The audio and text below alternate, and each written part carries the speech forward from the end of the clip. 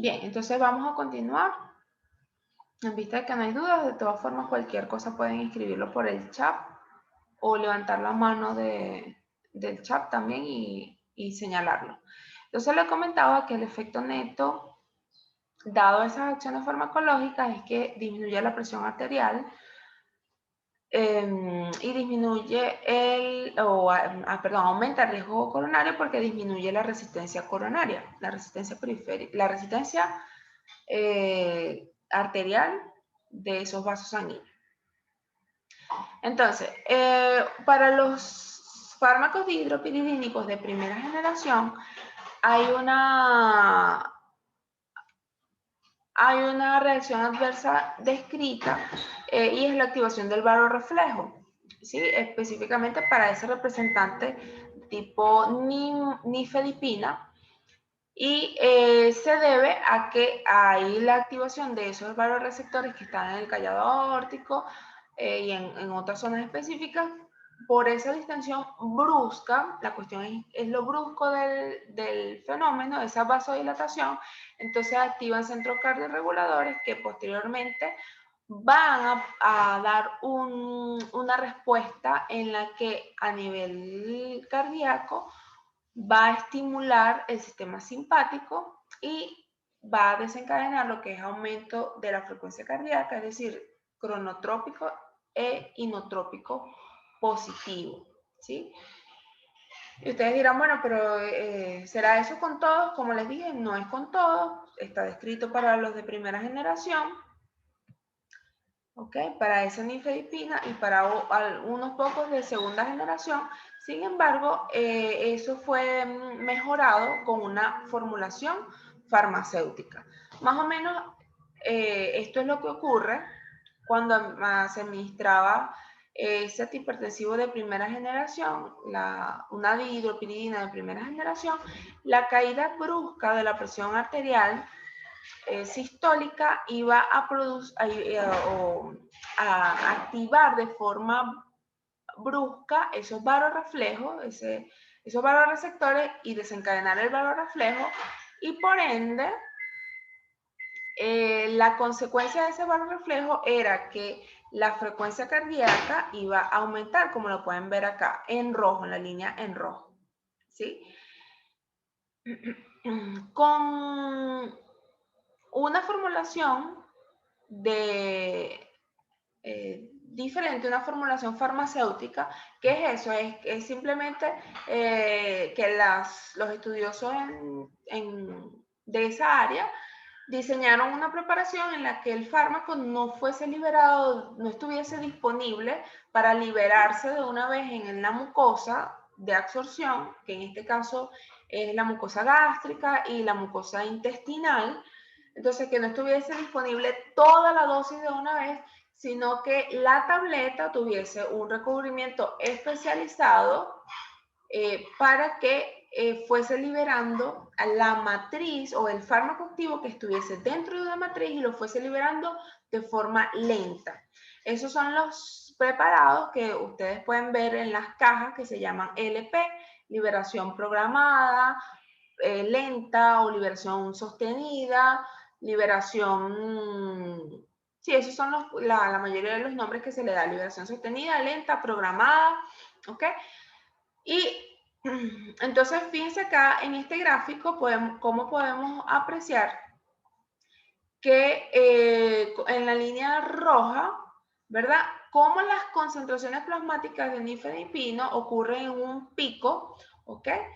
En las primeras horas, en las 2 primeras horas ocurre un pico intenso, y asimismo eso va en concordancia con la lámina que vimos anteriormente, con el efecto farmacológico, donde veíamos que la presión sistólica caía de forma brusca en los primeros minutos, ¿okay? En la primera hora, como cae bruscamente la presión sistólica, activando el varoreflejo y activando entonces o produciendo taquicardia.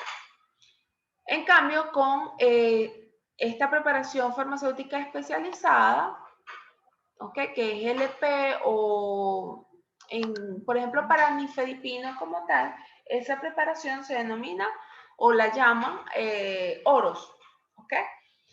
Ustedes van a ver que la presentación se llama así, nifedipino oros o Adalat oros, que es el nombre comercial.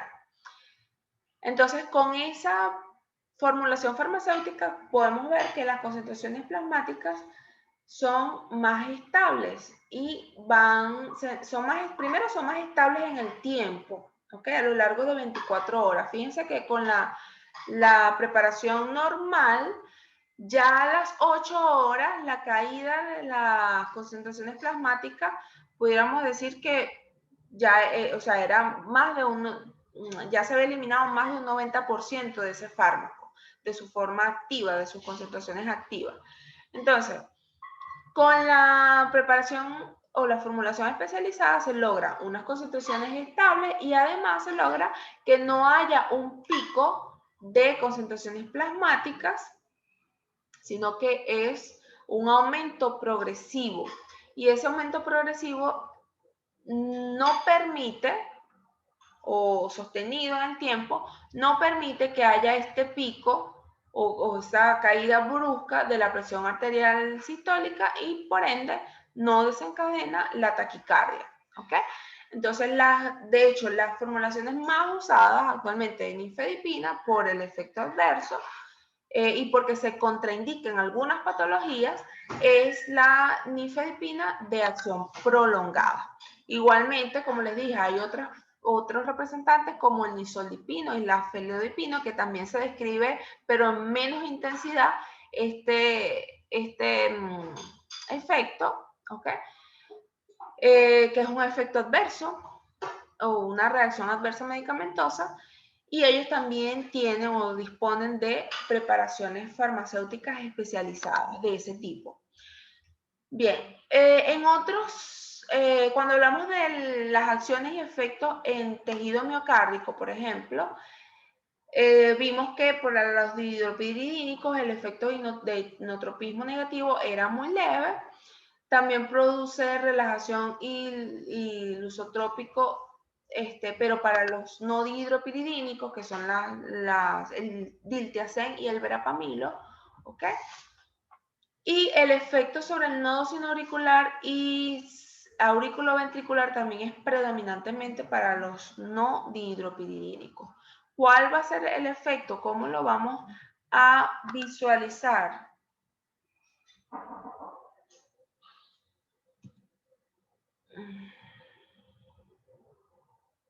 Ya va un momentico.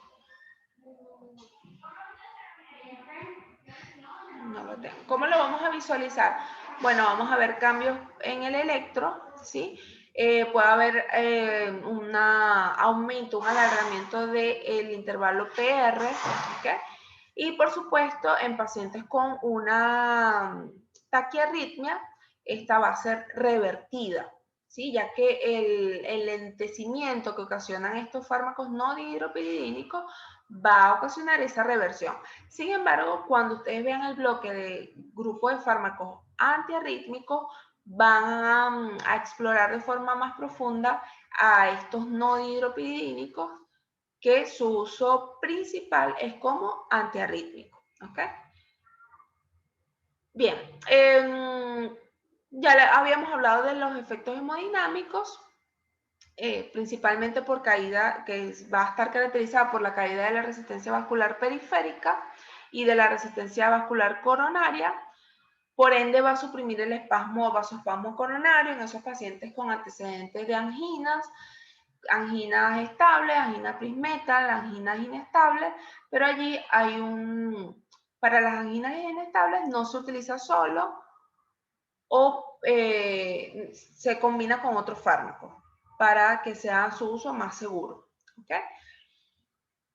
Bien,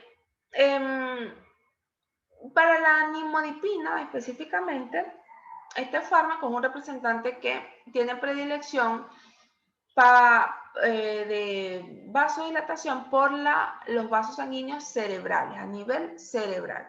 ¿Okay?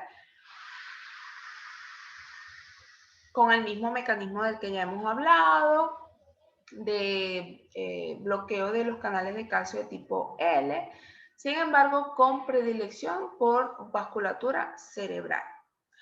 Muy bien, hay otros efectos que también se han descrito, acciones y efectos que se han descrito, que son adicionales a lo que ya hemos mencionado y que añaden un beneficio al paciente con una enfermedad cardiovascular establecida. ¿Cuál de esas acciones han sido estudiadas? Por ejemplo, la inhibición de la hipertrofia de los cardiomiocitos, ¿sí? También inhibición, esto gracias a que inhibe la síntesis de matriz extracelular. El aumento de liberación de óxido nítrico también ha sido probado, tanto a nivel experimental como, o sea, en modelos animales como en humanos. Inhibición de la agregación plaquetaria para diversos representantes de los calcioantagonistas, el retardo de progresión de placas de ateroma o incluso no solamente que retarde la progresión, sino que haga reversión del daño, o sea, reversión de esas estrías lipídicas o ya placas de ateroma establecidas en estados iniciales, los puede revertir.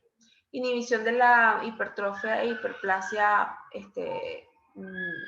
de células fibroblasticas, inhibición de la síntesis de colágeno, y todas estas acciones van a tener o a converger en que haya regresión de esas alteraciones cardiovasculares, especialmente en el paciente hipertenso o en el paciente con alguna enfermedad cardiovascular previa, hipertrofia, disminución o regresión de la hipertrofia ventricular y de la fibrosis cardíaca.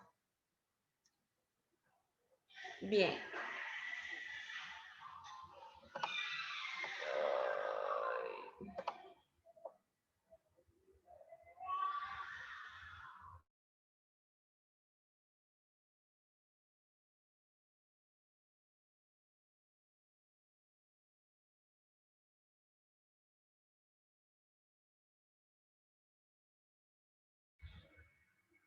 Bien, seguimos. A nivel renal también se ha descrito ese efecto vasodilatador, predominantemente de la arteriola aferente, y también cambios, el favorecimiento de cambios estructurales, regresión de daño a nivel del vaso sanguíneo que se ubica en ese sistema renal. También inhibición de la reabsorción de sodio en el túbulo proximal, es decir, que el sodio sale en conjunto con agua, tiene un efecto natriurético leve, ¿sí? Lo cual también es algo que tiene un buen perfil para un paciente hipertenso. Tiene efectos también de relajación sobre musculatura lisa, que ya lo habíamos comentado, en otros órganos como sistema digestivo, sistema respiratorio, a nivel del sistema genitourinario, también ocasiona ese efecto. Para el diltiazem y el verapamilo, como ya les dije, ellos van a deprimir predominantemente o suprimir el nodo sinoauricular y el auriculo ventricular. Estos son los efectos, los estaba buscando en la lámina anterior, estos son los efectos, ¿verdad? Prolongación del intervalo PR. Vamos a ver la conversión de la arritmia, de las taquiarritmias. Y van a producir relajación del músculo liso arterial, pero en menor proporción, en menor proporción en comparación con los tipos dihidropiridínicos.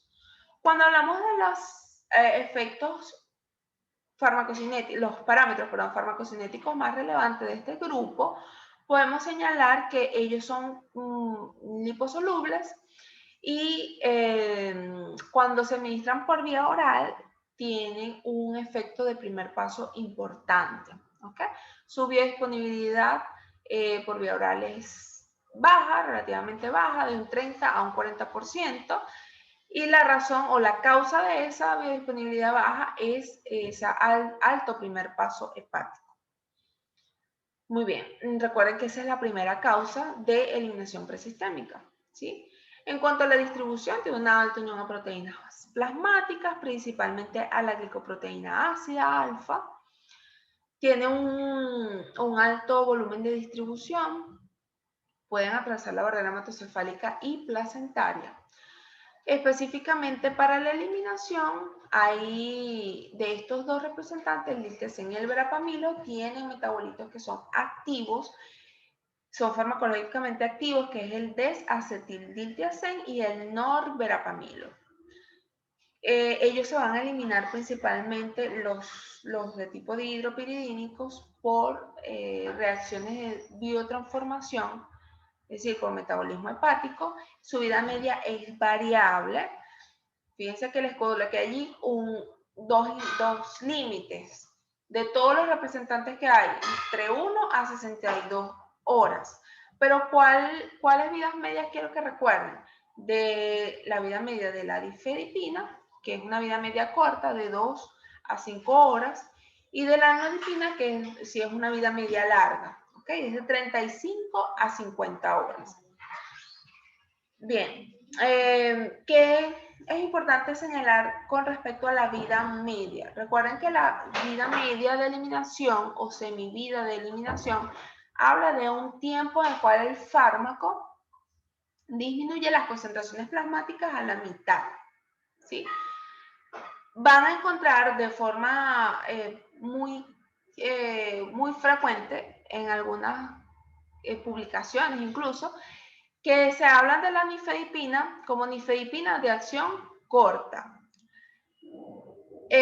Cuando dicen nifedipina de acción corta se refiere a la nifedipina, a esta nifedipina, que viene con una formulación farmacéutica para que se libere toda, o sea, para que se libere normalmente, como todos los fármacos, en el estómago y en el intestino, en la luz gástrica y en la luz intestinal. ¿Sí? Eso es lo que ellos llaman nifedipina de acción corta. ¿Ok? Cuando ellos se refieren a una nifedipina de acción larga, y digo así entre comillas porque en realidad la nifedipina no cambia de vida media. O sea, la vida media de la nifedipina sigue siendo la misma. Solo que vamos a favorecer que con la formulación farmacéutica de liberación prolongada, las concentraciones plasmáticas sean más estables en el tiempo y dure, por ejemplo, 24 horas esas concentraciones. ¿Recuerdan la gráfica anterior? Esas concentraciones van a permanecer en el tiempo mayor, o sea, por más tiempo que la otra. Pero no quiere decir que el organismo cambió con respecto a cómo metabolizarla o que su semivida es más alta, no. Solo que el fármaco sigue estando en la matriz de esa tableta y se libera más lenta. Todo el fármaco está allí. ¿Ok? Entonces, es para que eso no les genere confusión cuando hablan de nifedipina de acción corta y de acción larga, solamente se están refiriendo a una diferencia de una formulación farmacéutica.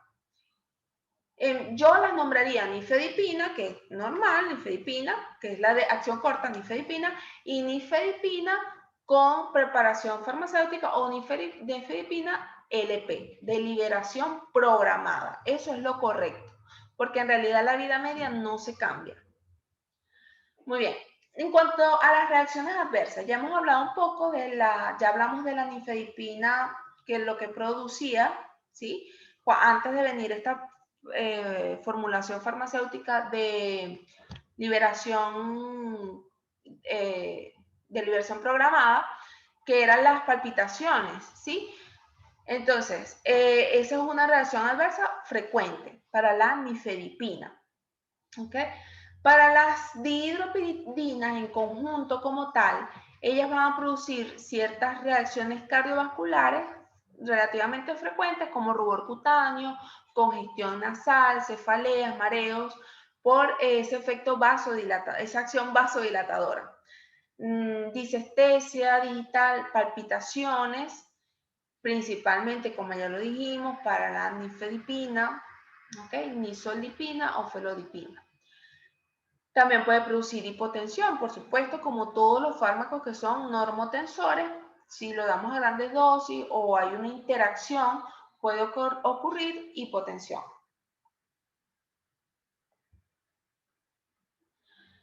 También para las dihidropiridinas está descrito un edema pretibial, un edema maleolar, como lo ven acá. Es un edema blando que deja fobia, un edema frío que generalmente aparece al final de la tarde, ¿sí? Y es un edema que clásicamente o por su mecanismo fisiopatológico de producción no va a responder a diuréticos, Entonces, ojo, no es que un paciente que esté recibiendo calcio antagonista y yo lo veo porque tiene una reacción adversa tipo edema malleolar, voy a indicar diuréticos. No es correcto, ¿ok? Es un edema que no va a responder a diuréticos. Y ese edema se debe a que hay un aumento de la presión hidrostática en el capilar, a nivel de los capilares, y a un efecto de la gravedad. Entonces, ese aumento de presión hidrosalina e hidrostática en esos capilares produce por supuesto, la salida de agua y ese edema pretibial. En unos casos los pacientes lo refieren leve, es un edema pequeño, manejable, que incluso de manera empírica los especialistas clínicos refieren tener mejoría de los pacientes cuando indican el calcio antagonista en la noche, de forma que ese efecto de edema pretibial pudiera ser más tardío en la noche y el paciente lo pase desapercibido o incluso no lo presente.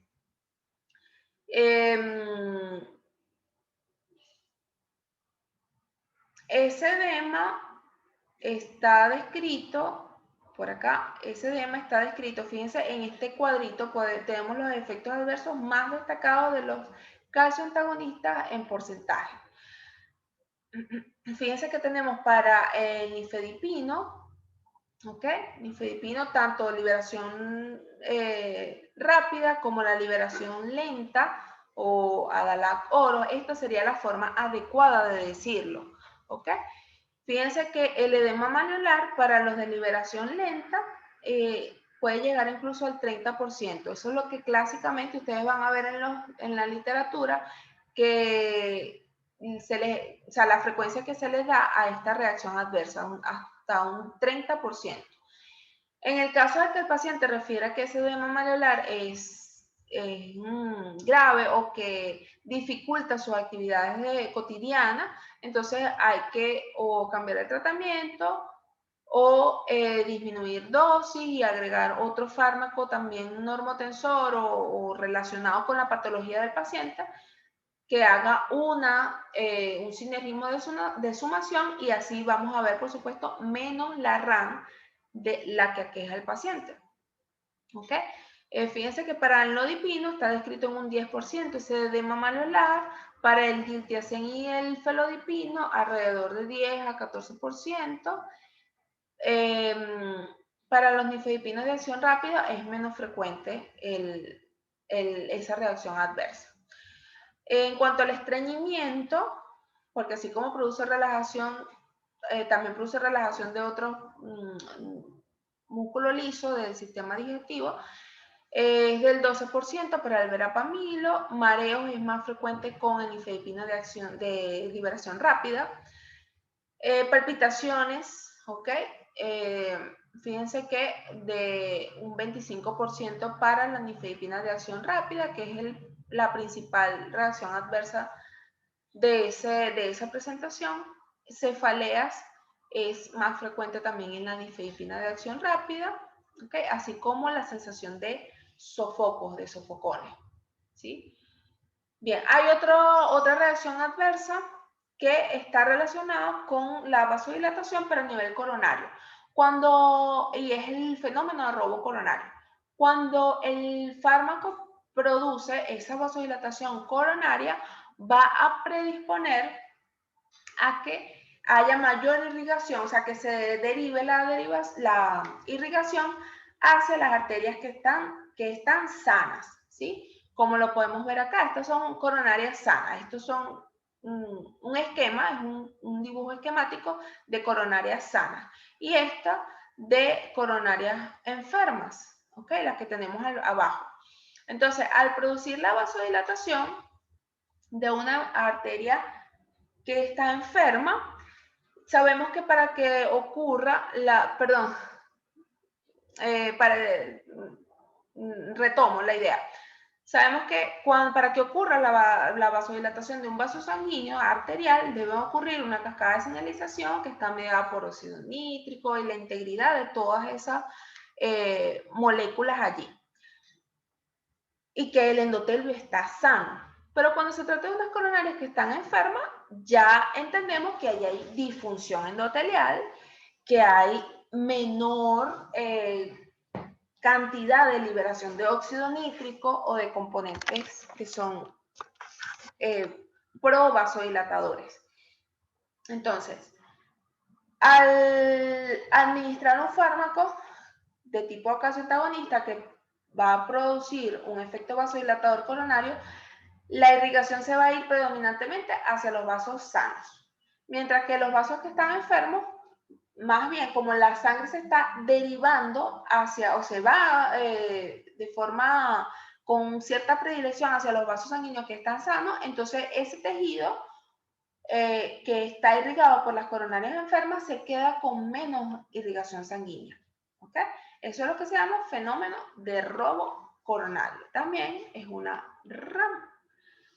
¿Sí? Bien. En cuanto a los usos clínicos, yo les hablaba que hay usos clínicos variados, muy floridos por la ubicación y la importancia del calcio en diversos fenómenos fisiológicos. Ustedes lo van a ver más como médicos generales, cómo se utiliza para el manejo de hipertensión arterial sistémica, los de tipo dihidropiridínicos. También lo van a ver que se utilizan en la hipertensión arterial inducida por el embarazo, son los fármacos de tercera elección en esa entidad, en esa patología. El de primera elección es la alfa-metildopa, que creo que ya la vieron, y de segunda elección la hidralazina, que lo vamos a ver el jueves. Entonces, se indica mucho la nifedipina, por supuesto, liberación programada. En crisis hipertensiva en el embarazo también se utiliza, es de primera elección para la crisis hipertensiva en el embarazo, se utiliza para la angina de esfuerzo, para la angina variante, prismetal, ¿ok?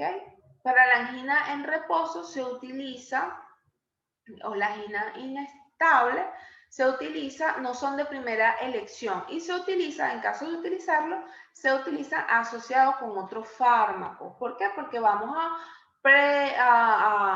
podemos causar un fenómeno de robo coronario. ¿Okay? Las arritmias supraventriculares, pero ya lo van a ver cuando vean los antiarrítmicos, se utilizan los no dihidropiridínicos. No hay evidencia que se asegure el uso de los dihidropiridínicos en el infarto agudo al miocardio, o sea, de que mejore la evolución del paciente con infarto agudo al miocardio, ¿sí? A pesar de ser vasodilatadores. Pero una vez que el paciente sobrepasa el infarto, posteriormente se indican, pero no hay evidencia que su uso sea seguro en esa patología. En el vértigo también se utiliza vértigo, sordera, enfermedad de Meniere. En la profilaxia de migraña, ¿ok? Ahí utilizamos más los que son del grupo misceláneo, como la flunaricina o la cinaricina. En la hemorragia subcaraneoidea, en ese caso, muy puntualmente utilizamos el nimodipino. Recuerden que dijimos que el nimodipino tiene una predilección de causar vasodilatación de los vasos sanguíneos cerebrales. Muy bien, también se utiliza la amenaza de parto pretérmino porque la nifedipina tiene un efecto también útero-inhibidor. En patologías de la musculatura digestiva como la acalasia, en enfermedad de Raynaud, también se utiliza como protocolo de trasplante renal, ¿ok?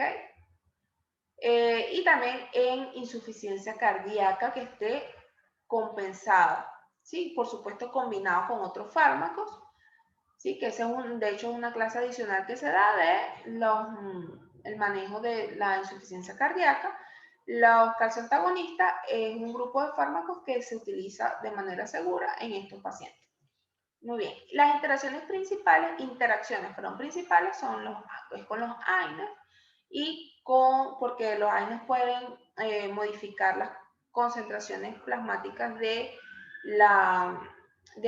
algunos calcios antagonistas, y también la digoxina y el verapamilo, porque pueden interferir en la eliminación entre ellos, ¿okay? Aumentando las concentraciones plasmáticas de digoxina y verapamilo. Las contraindicaciones son hipotensión arterial. Por supuesto, un paciente hipotenso no lo vamos a manejar con calcio antagonista, al menos en dosis full, dosis o dosis estándar. ¿Ok? También puede producir disfunción ventricular. Disculpen, esa hipotensión arterial puede ser tan severa ya va. Bueno, seguimos con las contraindicaciones de la disfunción ventricular y las RAM, que pudiera ser relativo, porque es una contraindicación relativa, o sea, dependiendo, por ejemplo, cuando les comentaba del edema malleolar, depende qué tan importante sea y qué tanto afecte la vida del paciente. O la rubicundez facial, o rinorrea, eso depende de qué tan tolerable sea para el paciente, ¿sí? Muy bien. De los efectos adversos de las RAM que ya mencionamos, ¿verdad? Por supuesto, de la RAM principal es la hipotensión, porque es un paciente que va a controlar la presión arterial, pero en dosis exagerada o en interacción con otros fármacos pudiera producir hipotensión arterial, y esa hipotensión puede llegar a producir shock, ¿ok? Que en ese caso pudiéramos llamarlo como un efecto de toxicidad. Fíjense que en esta tabla podemos ver efectos comunes de la toxicidad antagonista de los canales de calcio, ¿ok? Que serían estos que están aquí abajo, los tipos dihidropiridínicos. De los tipos dihidropiridínicos, a nivel del ritmo cardíaco no va a producir un mayor cambio, o pudiera aumentar, ¿ok?, la frecuencia cardíaca, porque se presume que ya ahí pierda la predilección o la selectividad pierda la selectividad por el vaso arterial, y entonces vaya más a deprimir el nodo sinusal o sinoauricular. ¿Ok? En la contractilidad del miocardio tampoco hay mucha variabilidad para la toxicidad por dihidropiridinas, ¿ok? Pero fíjense que por eso se lo quería mostrar, la resistencia vascular periférica sistémica, por supuesto, sí va a caer, o sea que el paciente puede llegar a tener un shock de hipotensión, y puede tener convulsiones, ¿ok? Puede tener hiperglicemia, acidosis metabólica acidosis metabólica de tipo láctica, y también convulsiones, ¿ok? Ahora, ¿cómo podemos mejorar, cómo podemos tratar ese shock vasodilatador, ¿ok? Que sospechamos que la causa sea por ese calcio antagonista, ¿sí? O por cualquier otro vasodilatador. Si no tenemos, digamos que bien todavía documentado que sea por un calcio antagonista, sino que solamente sabemos que está en hipotensión o shock cardiogénico, pero ustedes van a ver esas entidades más adelante. Una de las indicaciones es una infusión de calcio, ¿ok? Y el efecto esperado, en cuanto a las dosis, no nos vamos a preocupar por eso ahora, ¿ok? Pero el efecto esperado, por supuesto, si se infunde, si se coloca una infusión de calcio, vamos a esperar un aumento de la presión arterial, ¿ok? Con mejoría del gasto cardíaco, va a mejorar ese shock cardiogénico, ¿ok? Pero debemos monitorizar a ese paciente, porque ese efecto puede ser solamente transitorio y luego caer, ¿sí? Muy bien. Cuando tenemos documentado que se debe a un calcio antagonista, podemos revertir esa intoxicación con un agonista alfa-adrenérgico, como la noradrenalina, que viene de forma sintética, ¿okay? O también con vasopresina. Por supuesto, ahí vamos a mejorar la presión arterial, mejoramos la resistencia vascular periférica o sistémica, como lo refieren en este caso. Esto es lo esperado, ¿ok? Y esto sería una RAM posible a observar con la administración de esos fármacos, de ese antídoto, por llamarlo de una forma, de ese medicamento que nos va a ayudar a revertir ese shock. Podríamos observar posible aumento de la presión por vasoconstricción alfa-adrenérgica, o sea que ocasionemos más bien una crisis hipertensiva. Por eso es que tenemos que tener ese paciente monitorizado. Pudiera presentar hiperglicemia, acidosis láctica y también isquemia en extremidades. ¿Okay? Muy bien, jóvenes, eso es todo lo referente a este tópico. ¿Sí? Los dejo con esta frase de Warren Bennis. El liderazgo es la capacidad de traducir la visión en realidad. No nos quedemos solamente en palabras, sino que vamos un poco más allá en todo lo que nos propongamos y todas las cosas que queramos alcanzar. Es importante llevarlo, no solamente soñarlo, sino que lo llevemos incluso a materializarlo primero en papel, en un plan, y luego ejecutarlo. Y bueno, va a ser duro, va a ser difícil, va a ser incluso doloroso, sí, pero no es imposible. Sí se puede, sí se puede.